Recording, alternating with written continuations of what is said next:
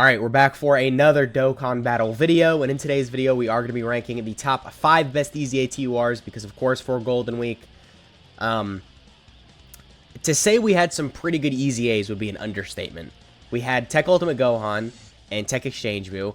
Technically, Tech Ultimate Gohan isn't even out yet, but you can just tell by looking at his kit where he's going to rank on this list. So, I guess actually we can just get this out of the way first thing. Obviously, this guy's at number 1. I mean, he's just so insane. I'm not going to go over his kit. I will go over everyone else's kit. But he is by far and away the best EZA TUR in the game.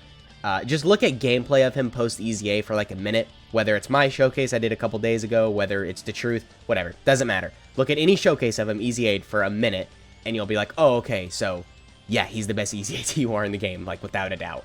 Just absolutely insane. Really good unit. Again, not going to go over him, but I guess kind of a spoiler alert, number 1, Tech Ultimate Gohan. But most of you probably guessed that anyway. So, anyway, to actually start the list now. At number 5, we've got the Int Transforming Gotenks. So this guy's really good. He's one of these units that just kind of has it all built in. He's got dodge, he's got additionals, he's got really high stats, carrying over defense for multiple turns. So just overall, really good unit. Also, a lot of transformations. So definitely a lot to go over. Let's go ahead and get started. On his super attack effect, he gets 30% attack for 1 turn, and then 50% defense for 3 turns, and then immense damage to enemies. So for this being the super attack effect, you have turn 1. This is actually really good. I would say because of this, because I think he gets defense for 3 turns. Well, now he gets it for 4 turns, and then, yeah, once you go into Super Saiyan 3, it's attack and defense for 4 turns, or greatly raises attack and defense for 4 turns. So because his super attack effects are so good, I would say go a mix of additionals and dodge.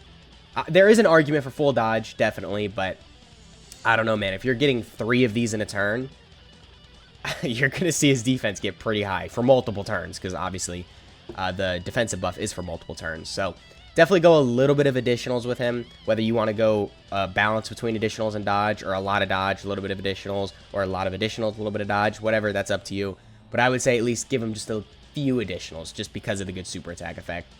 And then his passive is that he gets 2 ki, 200% to stats, 50% attack on super, a high chance of launching an additional super attack, and then a high chance of evading enemies' attack. That's really good, because there's no condition behind it.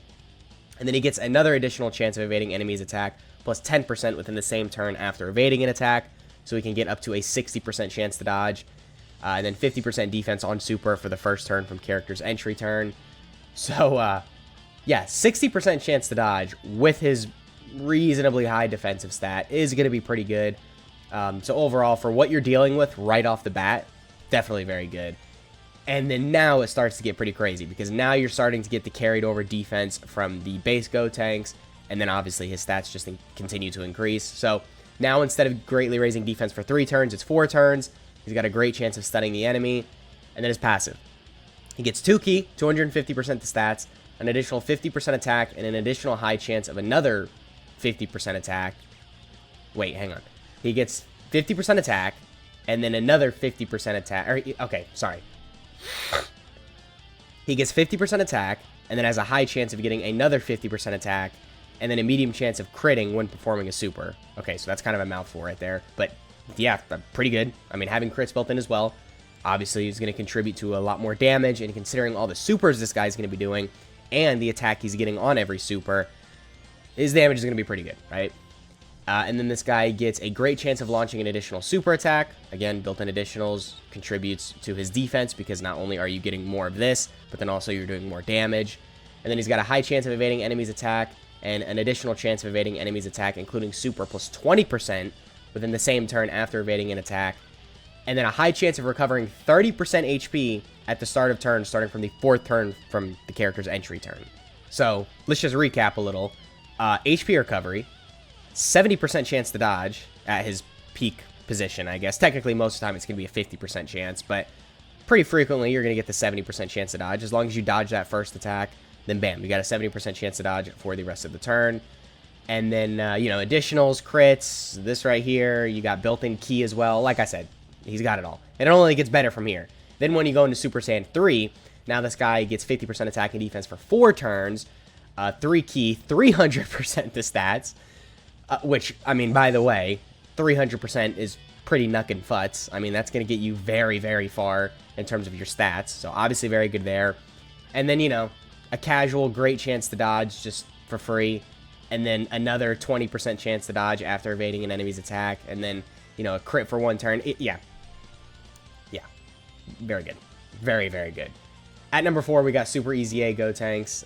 This guy is really good as well. I would say he's on the level of this Super Saiyan 3 Gotenks, but the only reason I put this guy a little bit higher is because you get this right off the bat, whereas with this Super Saiyan 3 Gotenks, obviously you have to wait till, what, turn 5, 6, 7 to get this Super Saiyan 3 Gotenks, and then if you get him in slot 7, damn, you might not even get this Super Saiyan 3 Gotenks to, like, the very end of the fight. You might not even get it, so that's why I think this guy is just a little bit better, just because you're getting his peak power earlier on. Granted, he is still building up, but we'll talk about that here in a second. So, he gets 150% to stats start of turn, an additional 200% attack and 100% defense on Super.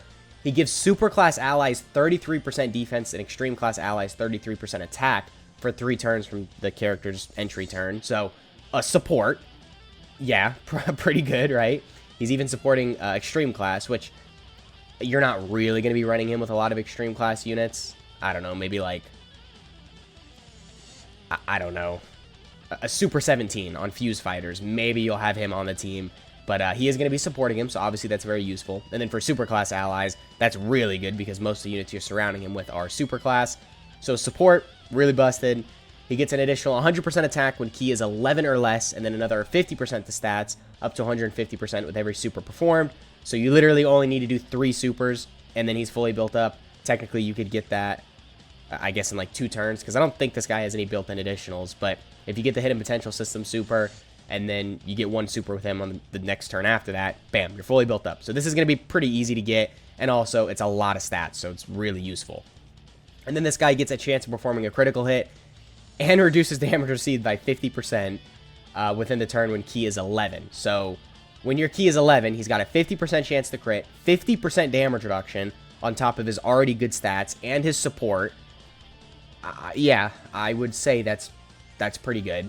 Now, granted, your Ki does have to be 11, but if you're not getting the 50% damage reduction, oh no, you've got a high chance to take no damage whatsoever. So doesn't really matter. It's kind of like a win-win. I mean, granted, the damage reduction is better, but the high chance to dodge is still really useful because this guy's going to have some pretty good stats. You know, 100% stats here, 150 here, 150 here, 200 attack here, 100% defense here. I think the support does apply to himself as well, and technically he's getting some attack on Super, so it's not really like it matters that much because he's got so much stats in his kit that even a little bit of dodge will still make him really good because high defensive stats and dodge definitely go together very well. And then he gets, what is this? An additional chance of evading enemies' attack plus 33% on Super when Ki is 12. So after he supers, so if you want to throw this guy in slot 2 and 3, if your Ki is 12, this guy is going to get what? An 83% chance to dodge. So he's going to have a higher chance to dodge than UI Goku, because UI Goku obviously has a great chance to dodge. Most of the UI Gokus do. This guy's going to be dodging more frequently than a dodging unit. So, good, right? Obviously very good. And if you don't get that, then, well, okay, you've got 50% damage reduction, so he's not going to be taking any damage. So, really good all around. Gotenks is on so many teams as well. I guess I forgot to mention this with the Int Gotenks as well. A lot of teams, so he's on a lot of weak teams that he's helping, like, I don't know, Fusion, Special Pose, Saviors, Connected Hope, Mastered Evolution, Heavenly Events, and then also he's on a lot of really good solidified teams that he's going to have a great spot on, like Earthbred Fighters, Power Beyond Super Saiyan, Hybrid Saiyans, and just stuff like that. So, Gotenks at number 4, I think is a pretty good spot. At number 3, we got Kefla, and then also, I guess, Boo at number 2, just to fill out the list. So, Kefla is really good. I would say she's kind of like a better Super Saiyan 3 Gotenks, because she's kind of got a similar design. She's got a lot of things built in. She's a transforming unit. She's getting defense on Super. She's got dodge. The only thing with her is there's some restrictions behind it, which can get a little tricky, but also I'd say her stats are a little bit higher, and she might have just a few better teams.